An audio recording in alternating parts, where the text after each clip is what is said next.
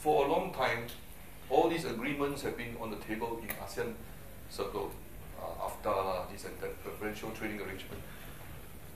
And finally, after so many years of knocking at one another, the predecessor generation of officials, those before Rebecca, before me, have come to a point where they get to know each other quite well.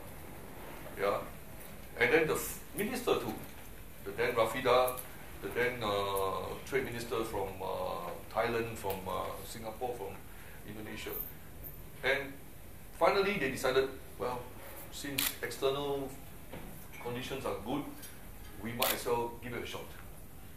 And the important thing at that point in time was that at three levels, at the top leadership, that is Prime Minister and President, at the Economic Minister, and at the senior officials, there was this camaraderie that had been developed over the preceding 10 years. And there were four very important leaders, Mahathir, followed by Badawi, Thaksin, Megawati, and Lee Hsien Loong from Singapore. These four guys, at the end of the day, they are quite open-minded about trading and what have you. So they decided, well, let's get together and make the best out of this. At least to try to organize ASEAN in a manner that had never been done before. And if we can make something out of this, it will be worthwhile. So at the level of instrumentality, all these agreements have been there, and the temptation from the Chinese offer. Then at the level of personality, you have officials, leaders, ministers, for some uncanny reason, they have come together and they reach a point where after so many years of knocking at one another, they say, okay, let's do it. So that was a moment of what I call moment of enthusiasm in ASEAN history that can never be repeated. Yeah? It is like today we call it Arab Spring. We had a time, a beautiful summer day after the rainy season. Everything come together. And you look back today, many of the reasons for that momentum today is not available.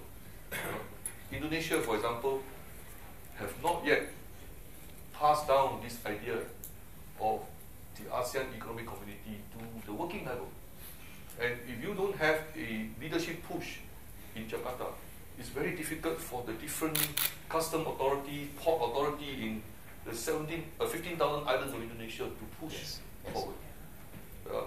And then in Thailand, we have different problems of the politics in the country.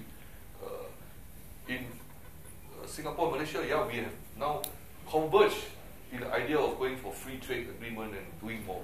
But then now we have the other two guys, Thailand and Indonesia, rather sailing by their own boat away from the center. Okay, we have one additional positive thing, which was Vietnam. If not for Vietnam, I think our ASEAN Economic Community process in the last 3 years would have been even more terrible because there is no bright spot.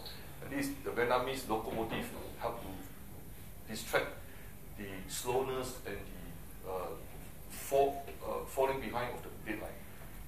So now the question is whether this current situation where we don't have the leadership push in Indonesia and Thailand can be overcome. Because at the end of the day, to have an ASEAN Economic Community, you need 5 big economies, namely Malaysia, Indonesia, Thailand, Singapore, and Vietnam. So can the leadership in this country put aside their own respective domestic concern and go back to 2003, 2004,